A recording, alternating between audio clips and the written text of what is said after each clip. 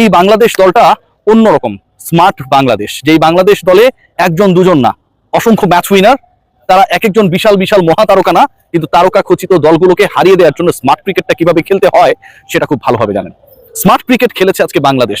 Mustafiz record করেছে, দলগতভাবে Bangladesh record করেছে, অসাধারণ অনবদ্য ব্যাটিং করেছেন পারভেজ হোসেন ইমন, দারুণ সঙ্গ দিয়েছেন আমাদের আলোচিত ক্রিকেটার তাওহিদ হৃদয়, লিটন কুমার দাস 3টা রান আউটে সরাসরি ইনভলভ ছিলেন। আসসালামু আলাইকুম ওয়া রাহমাতুল্লাহ। প্রিয় দর্শক শ্রোতা, আশা করি সকলে ভালো আছেন, আলহামদুলিল্লাহ। প্রিয় দর্শক শ্রোতা, আবার খেলা খবর নিয়ে হাজির হলাম। আপনারা জানেন যে গত রাতে বাংলাদেশ বনাম পাকিস্তানের টি-20 প্রথম ম্যাচ ছিল, সেখানে বাংলাদেশ সহজে জয় তুলে নিয়েছে। কেন? এখানে মুস্তাফিজুর রহমান, তাসকিন আহমেদ, তানজিদ সাকিব এবং যারা স্পিন বল করেছে সকলে কম বেশি ভালো বল করেছে এবং ব্যাটিংয়ে এসে দুই ওপেনার খুব ভালো ব্যাটিং করছেন। একজন আউট হয়েছে প্রথমেই, তারপরে পারভেজ ইমন তিনি খুব ভালো ব্যাট করছে এবং তাওহিদ হৃদয় এবং তারপরে যারা ব্যাট করছে কম বেশি ভালো ব্যাট করছেন। যাই হোক, সব মিলায়া বাংলাদেশ একটি জয় পেয়েছে। যাই হোক, এই বিষয় নিয়ে তো বিস্তারিত আলোচনা হবে। চলুন আর কথা না বাড়িয়ে রিয়াসাদউদ্দিন ভাইয়ের মুখ থেকে সমস্ত কথাগুলো শুনে আসি, তাহলে আপনারা সম্পূর্ণ বিষয়টি বুঝতে পারবো। চলুন আর কথা না বাড়িয়ে একটি লাইক দিয়ে আমরা সেই ভিডিওটি দেখে আসি। চলুন। বাংলাদেশ দলটা অন্যরকম স্মার্ট বাংলাদেশ, যেই বাংলাদেশ দলে একজন দুজন না, অসংখ্য ম্যাচ উইনার।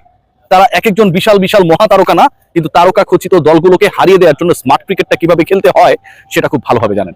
স্মার্ট ক্রিকেট খেলেছে আজকে বাংলাদেশ।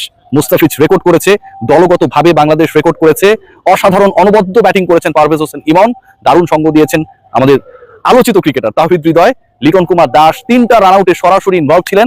তাসকিন আহমেদ 3 উইকেট নিয়েছেন, রিশাদ অসাধারণ বল করেছেন। শুরুতে শেখ মাহাদি যেই ইন্টেনশন নিয়ে তার হাতে পাওয়ার প্লেতে বল তুলে দেওয়া হয় সেই কাজটা শেষ করেছেন। একদম smart, all in one, like চাকা অল ইন ওয়ান। আপনার কাপড় ধবধবে পরিষ্কার করবে মাত্র 75 টাকায় স্মার্ট এনজাইম আর কালার গার্ড ফর্মুলায়। যে আলোচনাটা করছি বাংলাদেশ দলের এই পারফরমেন্সটা কিন্তু এই ম্যাচেই শুধুমাত্র এভাবে আমরা অল ইন ওয়ান অ্যাকশনে পেয়েছি তা না। এই পারফরমেন্সটা আমরা অনেকটা একই স্টাইলে পেয়েছিলাম শ্রীলঙ্কার পাল্লে খেলেতে কলম্বোতে। টানা 2 ম্যাচ শ্রীলঙ্কাকে হারানো দলটা, বাংলাদেশের উপরে র্যাঙ্কড দুটা দলকে হারানো দলটা এই মুহূর্তে টি-20তে যে ব্র্যান্ডের ক্রিকেট খেলছে, এটা ঈর্ষণীয় যে কোনো দলের জন্য। কেন আমি এই কথা বলছি খেয়াল করে দেখবেন যে প্রত্যেকটা দল একটা ট্রান্সফরমেশনের মধ্য দিয়ে যায়। অস্ট্রেলিয়া গেছে, ইন্ডিয়া গেছে, শ্রীলঙ্কা গেছে। বাংলাদেশের ট্রান্সফরমেশনটা এমন একটা পর্যায়ে শুরু হয়েছে যখন গত 15 বছর প্লাস সময় বিশাল বিশাল ক্রিকেটাররা এই দলটাকে সার্ভিস দিয়েছিলেন। সাকিব আল হাসানের মতো মেগা স্টার কারণে অকারণে বাংলাদেশ দলের partner right now. Tamim Iqbal Khan টি-20 খেলেন না, ফিনিশিং এ মাহমুদুল্লাহ রিয়াদ না থাকলে কি হবে, সেই প্রশ্নের উত্তর যখন আমরা মেলানোর চেষ্টায়, ঠিক তখন কখনো সেই প্রশ্নের উত্তর মিলিয়ে দেন শামীম হোসেন পাটোয়ারি, কখনো জাকির আলী অনিক, কখনো ওপেনিং এ নেমে অপরাজিত থেকে সেই কাজটা করেন পারভেজ হোসেন ইমন। এই যে মিরপুরের এই মাঠ, এই গালিচা, আমি টি স্পোর্টস যারা তাদের কাছে পারমিশন নিয়ে এই ভিডিওটা করছি যে আমি আসলে ভিডিও করতে পারবো কিনা মাঠের এই জায়গাটায়, যেহেতু তারা ব্রডকাস্টার, আগে বলে দিচ্ছি। এখানটা যদি খেয়াল করি যে উইকেট নিয়ে অনেক কথা হয়, কামিনী সিলভার উইকেট নিয়ে অনেক কথা হয়, কিন্তু ইন্টারেস্টিং ফ্যাক্ট কি জানেন? আমরা যদি সবশেষ টি-20 বিশ্বকাপে ফিরে যাই, যেটা কভার করার সৌভাগ্য আমার হয়েছিল সেন্ট ভিনসেন্টে নেপাল এবং অন্য শক্তিশালী দলে যে খেলা হয়েছিল না, 110 রান 12 রান করতে গিয়েই স্ট্রাগল করতে হয়েছিল। বাংলাদেশের সাথে আফগানিস্তানে যে খেলা হয়েছিল সেই ম্যাচটায় বাংলাদেশ ওই অল্প টোটালটা চেস করতে পারে নাই ভাই। খানখেত টাইপের উইকেটের যে সংজ্ঞা, তাতে সেকেন্ড ইনিংসে যে দলটা চেস করে, ব্যাট করে, তার ডিফিকাল্টিস আরো বেশি বেড়ে যায়। এই উইকেটটা হচ্ছে 150-60 উইকেট, এবং এই উইকেটে 150 পাকিস্তান করতে পারেনি, কারণ বাংলাদেশ স্মার্ট ক্রিকেটটা খেলেছে, মোমেন্টাম নিজেদের পক্ষে নিয়েছে, নিয়মিত বিরতিতে উইকেট ফেলেছে। যে কাজটা শুরুতে তাসকিন শাক মেহেদী করেছেন, পরবর্তী সময় সেই একই কাজ মুস্তাফিজ করেছেন, আমাদের রিশাদ করেছেন, এবং অল আউট করার ক্ষেত্রে একটা দলের 3টা যখন রান আউট হয়, ক্যাপ্টেন লিটন কুমার দাস উইকেটের পেছনে থেকে কি ধরনের smartness, aggression, fast role play করেছিলেন। তার মানে কি যে 33% উইকেট নেওয়ার ক্ষেত্রে লিটন কুমার দাস উইকেট কিপার কি উইকেটের পেছনে থাকা রান আউটের মাধ্যমে সেই ভূমিকাটা পালন করেছেন। এটা তো পুরো ওভারঅল পিকচার বাংলাদেশ দলটা কত বেশি উদ্গ্রীব ছিল। এই দলের হারানোর কিছু নেই। এই দলে যদি সাকিব আল হাসান থাকতেন অনেক কিছু হারানোর থাকতো। সাকিব আছে, সাকিব কেন পারে না? সাকিব তো পিএসএল এ পারে, এখানটায় কেন পারে না? সাকিব তো ক্যারিবিয়ান প্রিমিয়ার লিগে পারে, আইপিএল এ পেরেছিল, এখানটায় কেন পারে না? সেই ডিসকাশনের সুযোগটা নেই। এই দলটা হারানোর কিছু নেই। এখানটায় খেলে পারভেজ হোসেন ইমন, তানজিদ হাসান তামিম। আমাদের বস্তা পচা আগের ম্যানেজমেন্ট যদি থাকতো, ওই যে টানা 2টা ম্যাচে 0 করেছে আমার ভাই ইমন, ওরে বাদ দিয়ে দিত। শুরু থেকে এখন পর্যন্ত এই 2 ক্রিকেটারের ওপেনিং, ব্যাটিং, অ্যাগ্রেশন, মনে হয় কি জানেন যে আমরা হয়তো অস্ট্রেলিয়ার ম্যাথু হেডেন আর অ্যাডাম গিলক্রিস্টের হাইলাইটস দেখছি। খেয়াল করে দেখবেন, উইকেট যেমনই হোক, সিচুয়েশন যেমনই হোক, কখনো এই পার্টিকুলার ম্যাচে নিজের রোল থেকে পারভেজ ইমন সরে আসেননি। নাওজের বলে ওই দিকে একটা ছক্কা মেরেছিলেন, আমার ক্যামেরা এবার আমি দেখাতে পারবো, বললাম না যে টি স্পোর্টসের পারমিশন আছে আমার। কি অসাধারণ একটা শট না? এই শটগুলো আমরা বিদেশি ক্রিকেটারদের মধ্য থেকে দেখি ম্যাক্সিমাম সময়।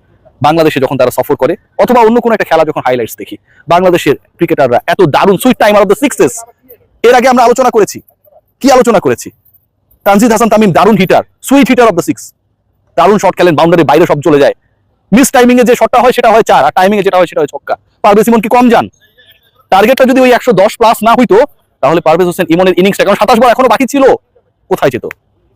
Bangladesh played really really smart cricket, যে ক্রিকেটটা, যে দলগত এফোর্টটা আসলে আমরা মিস করছিলাম। আমাদের যে জায়গাটা মিসিং ছিল সেটা হচ্ছে দল হিসেবে আমরা জ্বলে উঠতে পারছিলাম না, সেই কাজটাই বাংলাদেশ করেছে। অনেক আক্ষেপ থাকতে পারে, অনেক কষ্ট থাকতে পারে, এই দলটাকে নিয়ে অনেক অনেক ধরনের ট্রল করতে পারেন, কিন্তু প্রত্যেকটাই হচ্ছে ভালোবাসার অপর রূপ। আপনি তাকে ট্রল করবেন যাকে আপনি ভালোবাসেন, যার প্রতি আপনার আকর্ষণ নেই তার প্রতি আপনার ট্রল আসবে না। ক্রিকেট হারিয়ে গেছে, ক্রিকেট নিভে গেছে, ক্রিকেটারদেরকে পারফরমেন্স অনুযায়ী টাকা দেওয়া হোক। আমি রকিবুল হাসান ভাইয়ের এই দাবির সাথে একমত, এই দলে সবাই পারফর্মার, এরকম পারফরমেন্স যদি করে তাদেরকে কয়েক গুণ টাকা বাড়ায় দেন না ভাই, সমস্যা নাই তো। ক্রিকেট বোর্ড এখন অনেক উদার, এই পারফরমেন্সই দরকার ছিল, যেখানটা কেউ এককভাবে হিরো না। আপনি কাকে হিরো বলবেন? আপনি পারভেজ ইমনকে যদি এককভাবে হিরো বলেন, মুস্তাফিজকে খাটো করা হবে। বাংলাদেশের হয়ে তিনি রেকর্ড করেছেন 4 ওভারে 6 রান দিয়েছেন, 1.50 ইকোনমি। আপনি যদি মুস্তাফিজকে এককভাবে হিরো বলেন, তাসকিন আহমেদ শেষের দিকে যে দারুণ বল করেছেন সেটাকে খাটো করা হবে, আপনি কি করবেন সেটা?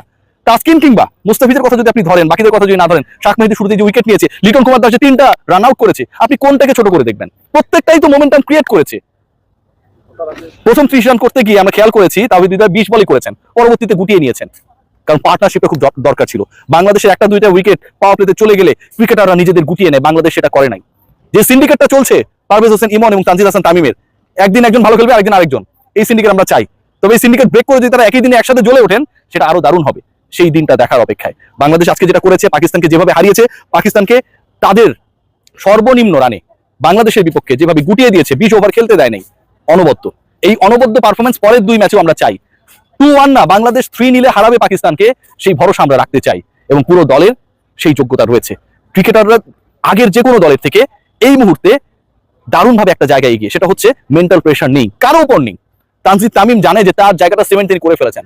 পারভেজ হোসেন ইমন জানেন যতই তিনি জিরো মারেন না কেন, এন্ড অফ দ্য ডে তিনি যে কোনো সময় হিরো হতে পারেন, সেই ভরসা টিম ম্যানেজমেন্টে তার উপর রয়েছে। রিশাদ জানেন তিনি যখন ছোট্ট ছিলেন, পিচ্ছি ছিলেন, ওই পার্টিকুলার টাইমটায় তিনি যখন খেলতেন, বল করতেন, অনেক ক্ষেত্রেই বলের প্রপার কন্ট্রোলটা থাকতো না, সেই দিনটা এখন আর নেই। শাক মেহেদী জানেন যখন তার হাতে বল তুলে দেওয়া হবে, প্রথম 6 ওভারের মধ্যেই তিনি উইকেট নিয়ে নেবেন। তাসকিনদা জানেন বিশ্রাম থেকে ফিরে এসে যে কোনো সময় যে কোনো ম্যাচের মোড় ঘোরানোর স্পেলটা তিনি করতে জানেন। আর মুস্তাফিজ জানেন মিরপুরের মাঠ মানে সেটা তারই তালুত। প্রিয় দর্শক শ্রোতা, আপনারা সম্পূর্ণ ভিডিওটি দেখলেন, অবশ্যই আপনারা বুঝতে পারছেন আসলে কতটা গুরুত্বপূর্ণ ভিডিও ছিল। আসলে দেখেন, বাংলাদেশ যখন জয়লাভ করে তখন কিন্তু আমরা যারা সাপোর্টার আছি তারা কিন্তু তাদের অনেক ভালো লাগে। আসলে দেখেন, বাংলাদেশ যখন খেলা শুরু হয় তখন থেকে আমরা টিভির সামনে বসে থাকি বা ফোনের সামনে বসে থাকি, কি হয় ম্যাচের ফলাফল সে অবধি বসে থাকি। যখন দিন শেষে আমরা হেরে যাই অনেক কষ্ট লাগে, তারপরে যখন দিন শেষে যে কোনো একটা ম্যাচ যখন আমরা জিতি তখন আমরা অতীতের কষ্টগুলো ভুলে যাই। আসলে আমাদের বাংলাদেশকে আমরা ভালোবাসি, বাংলাদেশ যেন আরও ভালো কিছু করতে পারে এটাই আমরা আশা করি। যাই হোক, আপনাদের কমেন্ট বক্সে অবশ্যই কমেন্টে জানিয়ে দিবেন। নিত্য নতুন এরকম খেলার আপডেট নিউজ পেতে আমাদের এই চ্যানেলটি সাবস্ক্রাইব করে পাশে থাকবেন। ধন্যবাদ।